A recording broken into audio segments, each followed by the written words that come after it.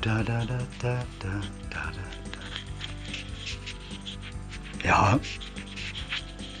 hallo, da bin ich wieder. Nebenbei koche ich auch wieder mein Essen. Wenn man also ein bisschen brutzeln hört oder Wasser kochen, das sind die Geräusche, die kommen davon.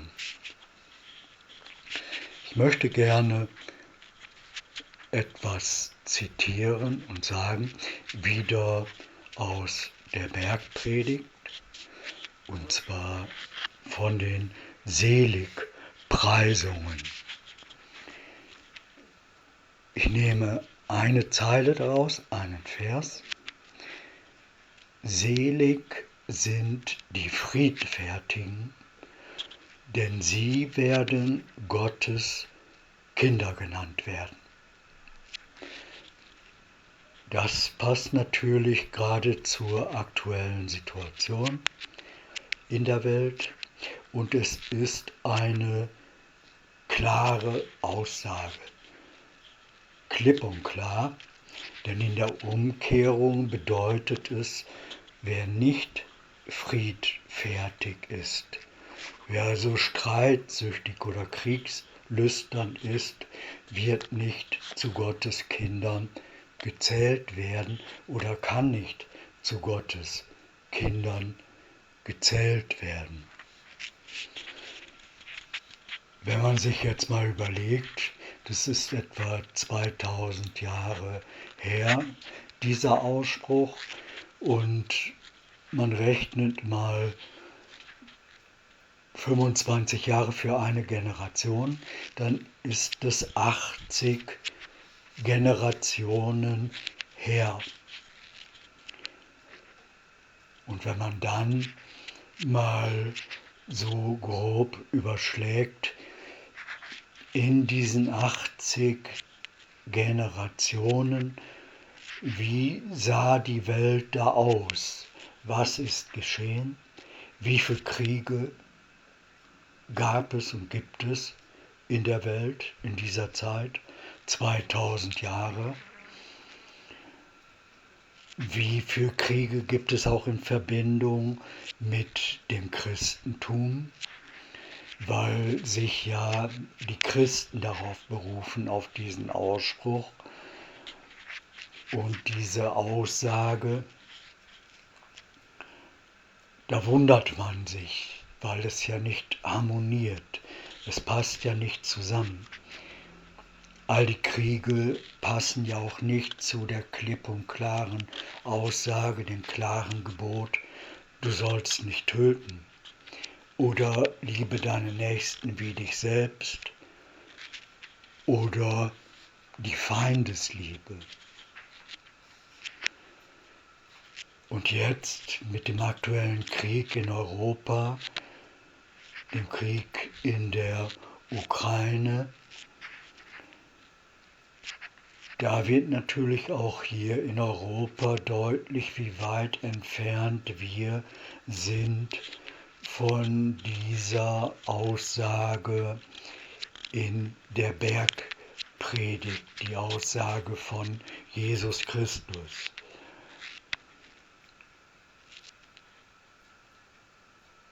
Ja, und man kann eigentlich, wenn man sich selber fühlt, in sich fühlen, dass Krieg und der Wunsch, Krieg zu führen, eigentlich nicht unserem Naturell entspricht, sondern in uns allen ist die Sehnsucht nach Frieden, nach Erfüllung, nach Glück, eigentlich das, was selig bedeutet. Wir sehnen uns auch danach. Und der Krieg ist sozusagen die Irreführung. Es zieht uns von dem richtigen Weg herunter und nicht mehr zu Gottes Kindern gerechnet zu werden. Da fragt man sich, wessen Kind ist man dann, wenn man unbedingt Krieg führen will und wenn man anderen seine Macht aufzwingen will und töten will. Wessen Kind ist man dann? Ist man das Kind des Teufels? Könnte man jetzt fragen. Und da kann man wohl sagen, ja, wohl eher das Kind des Teufels als Gottes Kind oder ein Freund Christi. So viel lässt sich sagen. Und ich meine diese Aussage, es ist ja nur ein Satz, selig sind die Friedfertigen, denn sie werden Gottes Kinder genannt werden. Wenn man sich das mal so vorstellt, diese Aussage ist so klipp und klar und eindeutig, weil es ja auch diese Umkehrung gibt, dass wenn man nicht friedfertig ist, man nicht zu Gottes Kindern zählt, dass man sich vorstellen könnte, diese eine Aussage, dieser eine Satz ist wie ein Schwert. Ein Schwert, das sich durch die gesamte Bibel bohrt, vom ersten bis zum letzten Buchstaben. Sozusagen so klar und eindeutig und messerscharf in Anführungsstrichen ist die Bedeutung und die Aussage, dass man sagen könnte, das durchzieht die gesamte Bibel und folglich auch den gesamten christlichen Glauben. Und es verbietet eigentlich, wenn man jetzt das mal ernst nimmt, zu sagen, ich bin Christ, dann verbietet sich, dass man einen Krieg führt. Das wiederum verbietet die Bewaffnung, das Produzieren von Kriegswaffen, das Handeln mit Kriegswaffen, das Profitieren von Kriegswaffen. Denn ich kann ja nur Krieg führen, wenn ich auch Waffen habe. Und wenn ich unzählige Waffen produziere und auf den Weltmarkt werfe, muss ich ganz einfach, nüchtern betrachtet, davon ausgehen, dass diese auch eines Tages mal benutzt werden. Und sie werden ja nicht benutzt, um Sahne zu rühren oder einen Salat zu bereiten, sondern sie werden ja benutzt, um zu töten, zu vernichten, um Kriege zu führen.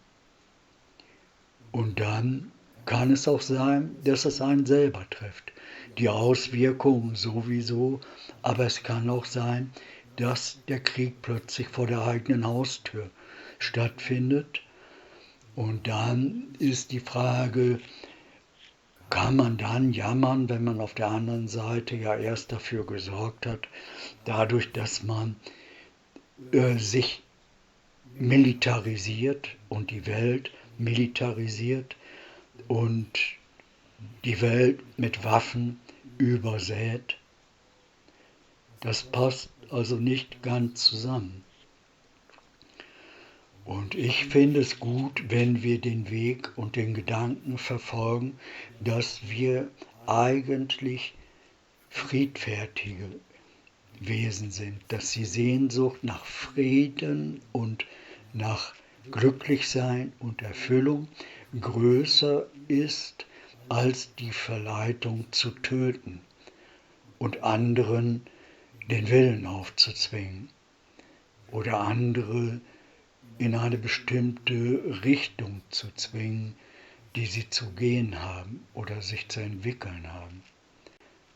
Das finde ich wichtig und dieses dürfen wir auch jetzt, wo der Krieg stattfindet, nicht verwerfen und uns nicht in einen Sumpf aus Hass und Verachtung ziehen lassen, dann ist man ganz nah daran, dass man selber, weil man so viel Hass empfindet, bereit ist, Krieg zu führen und zu töten oder Krieg herbeiwünscht. Und wenn man sich Krieg herbeiwünscht, ist es auch eine Energie, die zieht sozusagen aus der Welt, aus dem Raum den Krieg an.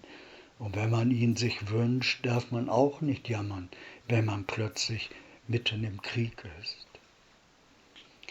Also, das ist auch eine schöne Aussage aus der Bergpredigt, ein kleiner, klarer Satz, der so bedeutungsvoll ist. Selig sind die Friedfertigen, denn sie werden Gottes Kinder genannt werden. Und das ist auch ein schöner Leitsatz, den man sich sozusagen auf die Stirn binden kann und wonach man sein Leben ausrichten kann. Dass man sein Leben nach dem Frieden ausrichtet und nicht nach dem Krieg. Und jetzt sind wir in einer Situation, da kann eigentlich jeder drüber nachdenken, müsste jeder drüber nachdenken, damit wir nicht abdrehen auf diese andere Seite, die Seite des Tötens, des Abschlachtens, des Hasses.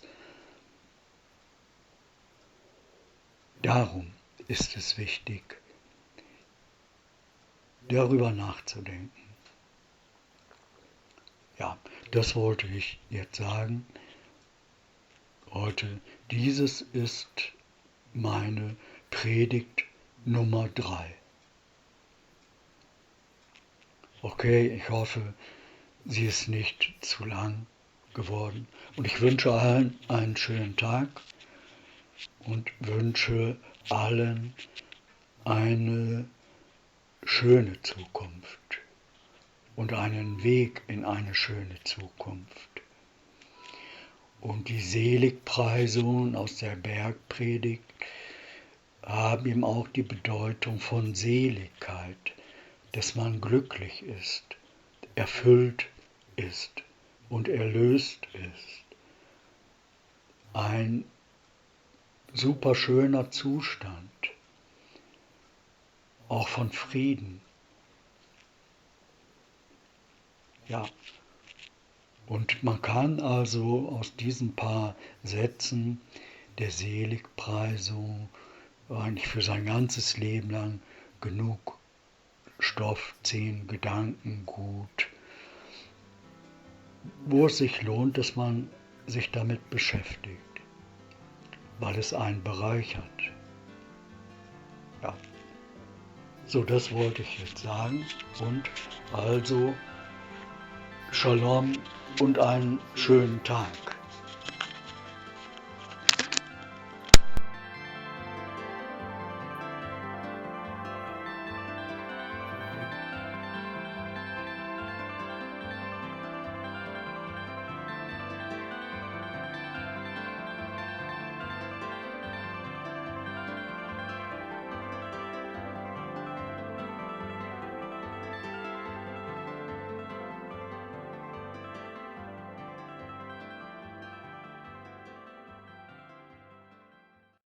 Aus der Bergpredigt. Die Seligpreisungen. Als er aber sah, das Volk, ging er auf einen Berg, und er setzte sich, und seine Jünger traten zu ihm, und er tat seinen Mund auf, lehrte sie und sprach: Selig sind, die da geistlich arm sind, denn ihrer ist das Himmelreich. Selig sind, die da Leid tragen, denn sie sollen getröstet werden. Selig sind die Sanftmütigen, denn sie werden das Erdreich besitzen. Selig sind, die da hungert und dürstet nach der Gerechtigkeit, denn sie sollen satt werden. Selig sind die Barmherzigen, denn sie werden Barmherzigkeit erlangen. Selig sind, die reinen Herzens sind, denn sie werden Gott schauen. Selig sind, die Frieden stiften, denn sie werden Gottes Kinder heißen. Selig sind, die um der Gerechtigkeit willen verfolgt werden, denn ihrer ist das Himmelreich. Selig seid ihr, wenn euch die Menschen um meinetwillen schmähen und verfolgen und allerlei Böses gegen euch reden und dabei lügen. Seid fröhlich und jubelt, es wird euch im Himmel reichlich belohnt werden. Denn ebenso haben sie verfolgt die Propheten, die vor euch gewesen sind.